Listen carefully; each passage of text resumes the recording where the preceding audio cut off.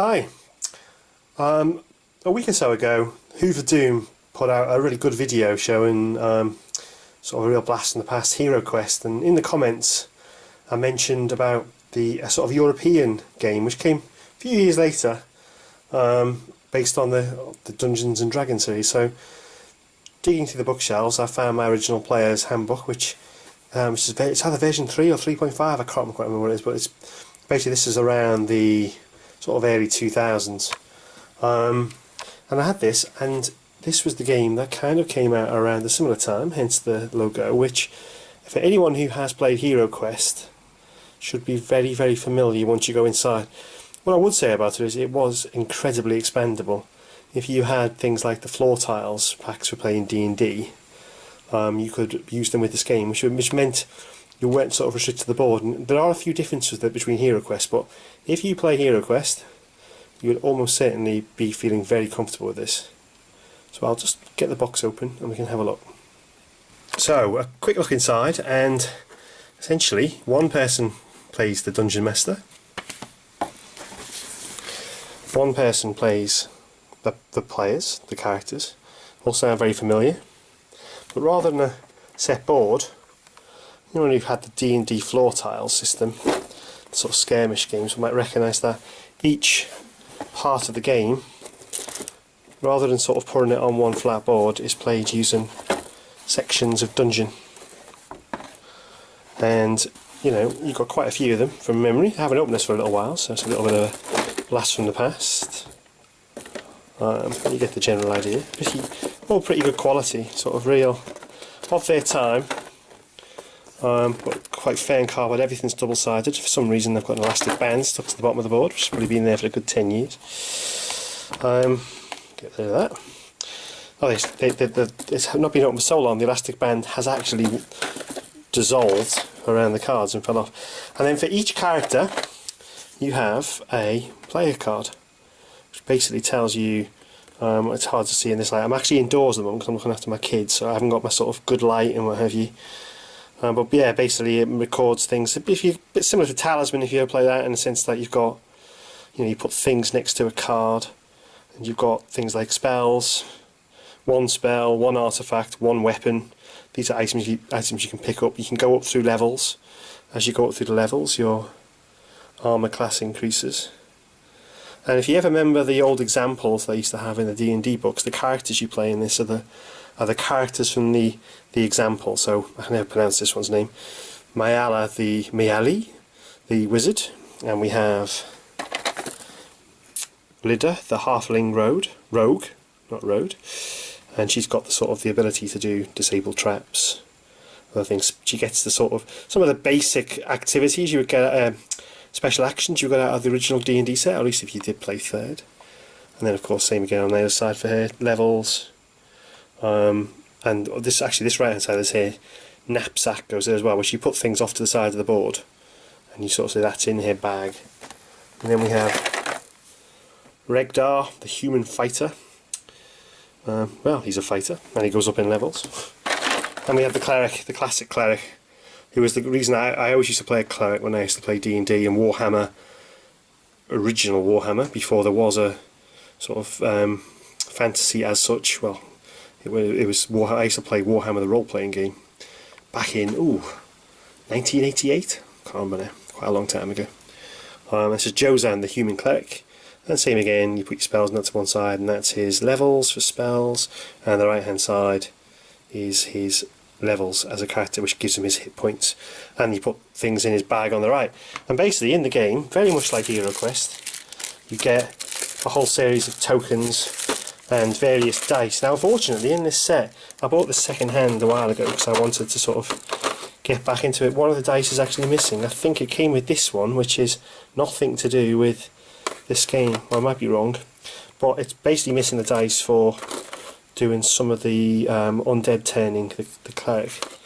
But that's the only thing that was actually missing. Everything else is immaculate, and I got this really quite cheap at the time. I think I paid about £30–40 for it, and now these things go for 100, maybe less if you're prepared to sort of have less pieces. But for the fact it just had one missing dice, and to be honest with that, you just use a d6 and work out where the spots would have been, off the internet, I can't believe I did it now, and you just use that as instead. So in each set you get a number of tokens, so just like the Hero Quest board, you set the game up as you go. Now actually what I should say, rather than jumping straight into this, see if I go back to the Dungeon Master's Guide, or the Player's Guide, this one, see I've got it in my hand, tells you all about who you are and explains your characters and tells you what items you can pick up, so what spells you've got, things like your basic level spells. Spells in this game are actually quite effective. So Magic Missile is kind of, quite a decent spell. Whereas but if you take your mage into battles, you're not going to last very long. And it's obviously going through the core instructions. But anyway, the sort of tells, it's very much D&D. It's like D&D for kids. I've always thought when this came out. And that's the reason I actually bought it again, because I wanted to play with my children. And I thought D&D would be really good fun. And I did try playing normal D&D with a kind of simplified rule set. But they didn't really enjoy it. They found it quite hard because, for younger children in particular, my oldest was sort of getting his head around it, but my two young girls didn't really understand. So this was a really good intermediate step to say, come and play some games. So yeah, DM, you'll recognise in the Hero Quest sense. In the book, you start off with a series of adventures, and it tells you how to play it and how to set up your rooms and all these good things. And this is an example of how the game might look. Now, I don't really have the space to set it up, unfortunately. I might do that at some point. I might set it up for a bit of fun, but I'm doing this quite quickly because I said to Hooves of Doom, you might want to see it. So yeah, so you set the board up. I just closed it for some unknown reason. It tells you how to be the Dungeon Master. The objective is to be evil and try and kill everybody, and then you follow. There's a set of instructions, very similar to Hero Quest. Move around the board, open doors, and things come. And then in the book there are a bunch of scenarios, and I believe the internet's full of extra ones and new ones, and you can use your D&D figures if you wish to, and sort of invent your own rooms. People have created whole campaigns around this board game, just like with Hero Quest. And then yeah, basically, that's the most complicated room. These are the cards and the way you set them up. So just like the board, you can put the cards down, but you can spin them round. They're double-sided, so you can. I think there's, like it says here, there's 6 cards, so there's 12 sides. But you can go out and create your own, or you could just draw it on paper, that way we used to do back in the early 80s. And then yeah, it tells you where to put the creatures, how many of each, where to put the various types. So you'll see there's treasure chests. These ones here, I believe, are traps. And then various monsters. Is that the old gelatinous blob, the gelatinous goo, which I used to love in D&D? I can't remember now without looking and taking everything out. And then basically, I'm telling you where you're going to start. So you build the room, and as you open each door, you get the idea. And there's a tale that goes with it, stating your objectives. If you die, just like in D&D, you kind of, well, actually not like in D&D, but you can come back, start again. But I think you drop your stuff. And the idea is you can play through the adventures one by one, and they're level based. So these are level 2 ones, so you can go through them in order, and your characters skill up. And yeah, and it gives you a template to create your own dungeon, which is the old sort of classic D&D check paper. Yeah, so the Army of Darkness level 2 adventure. And remember when we first played it with my kids, the very first game. Actually, I already must play this again with them because I think they enjoy it more now. They're slightly older. But yeah, it's such a good game. It's so easy to play. You can basically play D&D, put it in the back of the car, and we take it on holiday with us. That's what we used to do. We've been doing Talisman recently. But yeah, just look at the figures. They are of their time. So these are the early 2000s. This is not going to come up too well. The light's not brilliant, but I'll do the best I can. So that's a wolf of some form, I think. Lizard creature, can't remember. And various other ones. I'm half tempted to get the sprayer out and actually paint some of these just for a bit of variety. Is that it? That looks like an orc, maybe a goblin. That's an orc. And yeah, you get a whole selection. And I have amazingly got them all, as far as I can tell from when I last played. I've certainly, of course, what I did do was dig out through some of our Warhammer figures and replace them with what was good. So the only down is I didn't have any Skaven in it. I've got lots and lots and lots of Skaven. And the hero characters are in here too, so here we go. So actually that's no hero character, that's an undead skeleton, although he's really not coming out very well. See if I can find a hero. Oh, it's the purple one, say the heroes, that's right, remember now. So that is, I can't remember his name, but it's him. And yeah, the barbarian warrior chap. Well, actually, no, that's the cleric, I think, actually. And that's it. And then you use these dice. It's very similar to Hero Quest. You have basically different colours of dice are worth different values of hits, and you roll them to come up with combinations. And basically, you know, you got two swords for maximum. For let's say up to 3 swords for sort of maximum. I haven't actually played this for quite a while, so I've got a little bit blank on some of the things. But yeah, these are just the trap dice, so when you roll it to see what you get when you land on a trap square, whether it blows up or whether it does nothing. And there's variations from memory without reading the instructions again, with the exception of this one, which is a fake. Yeah, you have different colours which have different effect, different powers as you go through the levels. Now, the sort of key driver behind the car, the game even, not key driver behind the car, is you have all these cards, and the cards tell you what type of dice they roll, what type of damage they do. So I think from memory the yellow one was quite low.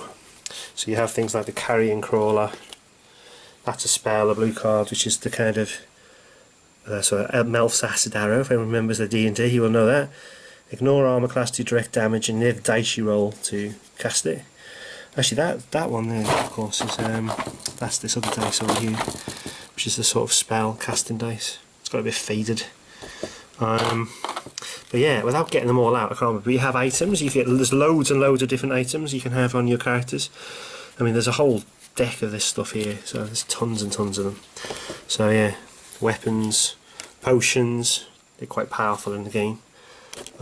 More potions, booby traps, artifacts, which are items of rare power from what I remember in the instructions.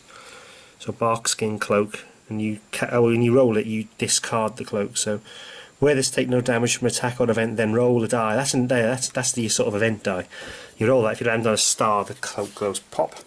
Other things, it will kill you if you roll the wrong bit of the dice, or damage you anyway. Potions of weakness, extra weapons. So you can, I think your characters from memory can carry a certain amount of weapons, a certain amount of individual items. So you put them onto the right hand side of your character card. I've got a little blank on actually the exact method you play this, because it's been quite a while, been about 4 years since we've had this out. And yeah, there's tons and tons and tons and tons and tons and tons and tons of these cards, and I've used probably, what have we got here? I mean, just that alone, there's loads of them. But as the game goes, I just want to very quickly do this because I'd love to set it all up, but at the moment my sort of outdoor space is being set up for a game I've got on Friday, Saturday even. I've got 3 friends coming around now. Some dropped out of my original plan. I've got 3 coming around, so we've got 2 tables, and we're going to do a bit of 40k. My Blood Angels are coming up for... I've given them some upgrades. I bought some more models. I've got more to paint. And that's it. So I'll put this away without you in there. So yeah, if it's of interest, I will set it up and maybe go through it in a bit more detail. Got wound markers. We've got these lots of individual things, such as 3D trees. I mean, you put 2 of these together and you can stand them up on the board. You got these special tokens, which are these are the sort of trap markers you put on the floor, and they tell you what they are. So I think that one, well, it's whatever that specific icon refers to. I can't remember it. One thing, if you met me in real life, you would know I have a memory like a sieve. So when I play 40k, I constantly forget who's got what strength and what everything else, and I have to make myself a crib sheet to remember. It's getting old. And then there's other things here. So there's like building. These are pillars, so you put them 2 on 2, so they become 3D. And the game sort of plays in 3D. If you're interested, if you want me to set it up properly and get it all out, I will do. Refresh myself with the rules. I can do, and it'll keep it good fun. But only if there's an interest in it. You get these special floor things, which are doors closed, doors open. And you have some 3D ones as well. But yeah, it's a cracking game. The idea of the pillars and trees and things is they block line of sight. So if you want to hide your wizard out the way and not get shot by the kobolds, you can throw them in behind the trees. That adds a sort of, a classic sort of 3D feel to the game. Cover's important. That's it. So I'm going to put this away. now that I've thought about it, I'm almost certainly going to have a game of this at some point. I think my kids are going to be wanting to play this. See if I can persuade my good lady, and I'll put this away. But yeah, I'm happy to go into as much detail about this as you want. I can get it out, I can go through every page in the rule book, I can set up an example game, do whatever you want. This thing, if you want to buy one, obviously you want one that's immaculate if you can get your hands on with all the pieces. I mean, I've seen them on eBay between sort of anywhere between £50 and £100. If you get lucky, you might get it even cheaper. You could possibly, I've seen sets which are incomplete, which are sort of a lot lower in value. You might, if you're lucky, you can get 2 sets and kind of collect the pieces that are missing. More often than not, it was the figures, because I think a lot of people used to buy this as well way back when to get the 3D figures, the plastic figures, and often they would just throw away the game because they would use it for D&D, or they'd use it maybe for original sort of the early editions of Warhammer Fantasy, because, you know, it's basically free cards, free that's not free of course, but relatively inexpensive figures, as opposed to buying individual blister packs back in the day when Citadel used to individually blister everything up and sell them out the back of magazines, which this is just about the age of. So this is, I think from memory, about 2002. But yeah, it's a cracking game. I don't think it ever came out in the States. I think for whatever reason they productised the D&D franchise to different regions in the early 2000s. So when this, I'm pretty sure this is 3rd edition, isn't it? Or is it 3.5? It's definitely not 4. So yeah, so when this came out, they, trying to get some extra people involved with it, they went out and made these extra games. And I think just in Europe, because I think at the time, of course, they were fighting against the advent of computer games consoles and all those other good things which have sort of dictated the lives of kids ever since, and adults I should say. So they brought this out, and I think it did pretty well. It was around for a little while, and then just like HeroQuest, one day it disappeared and went into the eBay realm for those of us who want to play this sort of thing. I've got lots of other board games put away and hidden away. Happy to dig some of them out. More Mage Wars is one that I particularly love. I've got Space Hulk. I'm getting the Assassinorium game at some point, the new one, and a bunch of other things. I would like to get Relic. Yeah, so that's it. I'm happy to dig this out again, like I said. But for now, I'll stop talking. Tell me what you think. Tell me if you want more. Tell me if you think it's very boring. It's up to you. Thanks for watching. Like, comment, tell me what you think. Pass it around your friends, help me get some subscribers, yada yada yada. And I'll be doing some more videos around my 40k stuff, I think, coming up in the next few days. I want to sort of go over my Blood Angels army, and I'll be showcasing my Skaven as well, I think, from Age of Sigmar stroke Fantasy 8th. And I've got a fantastic army of Necrons, which are, a lot of them are very retro, which a friend of mine's given me for my son. I bought some extra bits for it, so I'll be starting up a retro Necron army, and I'd love to get some opinions on it, and maybe some advice from those who play Necrons, or have played Necrons more than I have, which is nil, to give me some advice. But that'll be another video for now. Thanks for watching. Cheers. Bye.